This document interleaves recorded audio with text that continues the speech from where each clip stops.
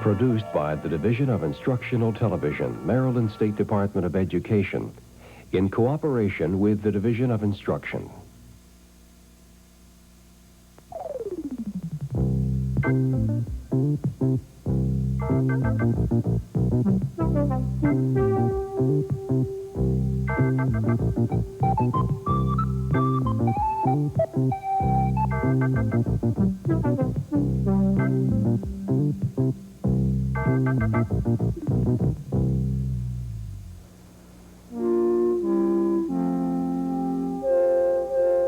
The Johns Hopkins Hospital was founded in 1889 with money left by a Baltimore merchant, a very wealthy merchant named Johns Hopkins.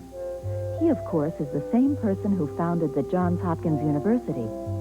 When the hospital was built, there were only 200 beds, and there were just 23 doctors to care for the patients. It's very different now. One of the things that he felt was very important was that no one should ever be turned away from care at the Johns Hopkins Hospital.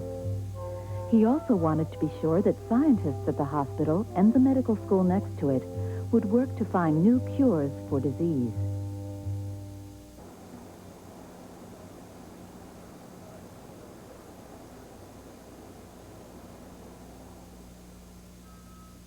Would you please take Dr. Miller for 6? When you walk through the halls of the Johns Hopkins Hospital in Baltimore, hardly a minute goes by when you don't hear someone being called on the paging system. Doctors are being paged, nurses are being paged, people are even asked to move their cars if they're parked in the wrong places. This just emphasizes what a big, busy place the hospital is, that so many different kinds of things are going on. Ulcer-type symptoms going back a number of years and occurring intermittently resolved with antacid. The hospital has grown a lot since it was founded. Now there are 21 departments, and there are over 1,000 beds for patients. Taking care of the patients are over 1,000 doctors. The hospital needs to provide many services in order to care for the patients properly. There are almost 10,000 people who work at the Johns Hopkins Hospital. It's really a city within a city. We cook meals for over 8,000 people a day.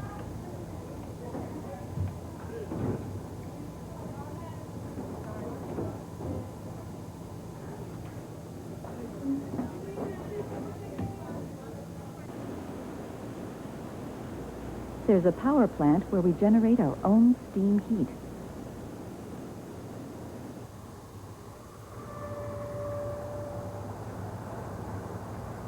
There's a hospital laundry that's just across the street from the hospital.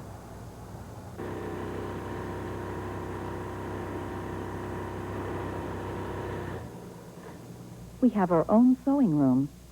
Some uniforms are made here, and draperies, and many other things the hospital needs.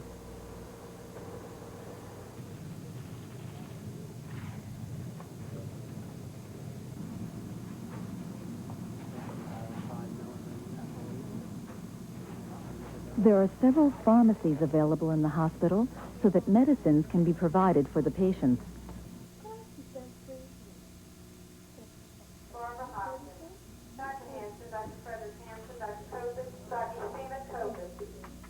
There are some places that you might find even while shopping.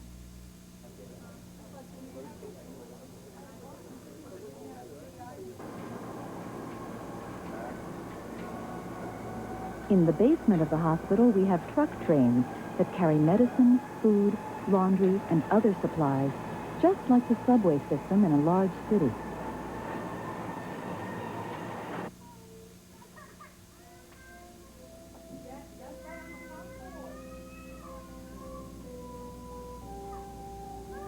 For a child or an adult, coming to a hospital can be a frightening experience. Sometimes pain and discomfort are associated with hospitals, but we try to make the hospital experience an adventure.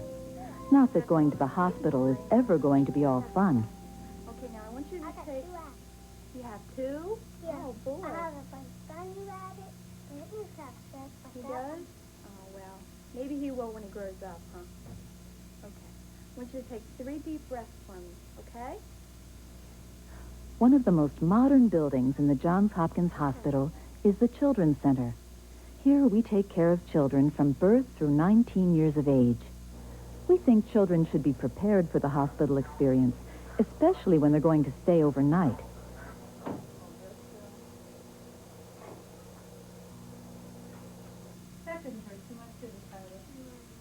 A whole series of tests are given when a young person is admitted to the Children's Center.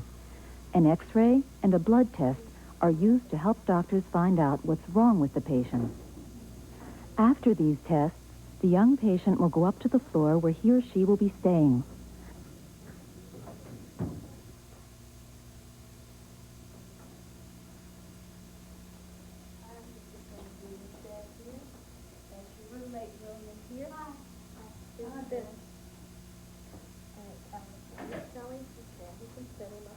A nurse will take the patient and the parents to the assigned hospital room. There's a push button to call the nurse when something special is needed, perhaps in the middle of the night. There's even a place to keep toys. The patient may have a roommate. There are 2 beds in most of the rooms. What really surprises some young people is that their mother or father can stay overnight with them, right in the same room. After a child has seen the room and had a chance to look around, there may be a chance to go to the playroom.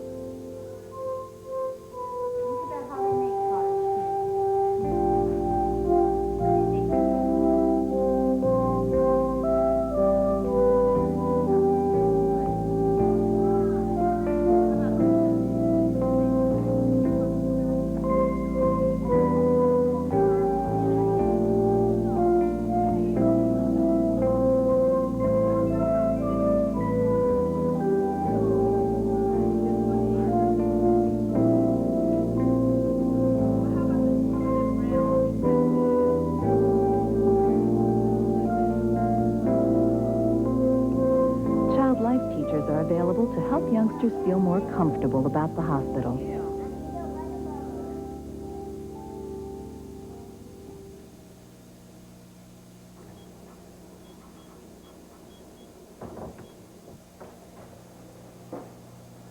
There's a great deal of research that goes on at the Johns Hopkins Hospital. Teams of doctors and researchers work to find treatments and cures for diseases that have been around for a long time.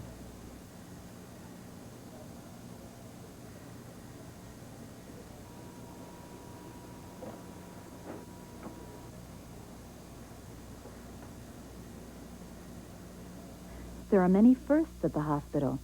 It was here that rubber gloves were first used during surgery to prevent the spread of germs. The first operation to repair a damaged heart was performed here. A technique was developed and refined here that is used for people who have stopped breathing or whose hearts have stopped beating. It's called CPR, cardiopulmonary resuscitation. Inside the Johns Hopkins Hospital, you get a feeling that it's very modern. But when you look from the outside, you can see that it's a hospital that's been growing over the years. The dome that was built in 1889 is now surrounded by modern buildings that almost look like skyscrapers. But it's symbolic of the kind of things that are going on inside the hospital. The institution has continued to grow and to build knowledge on the base that Johns Hopkins laid over 100 years ago.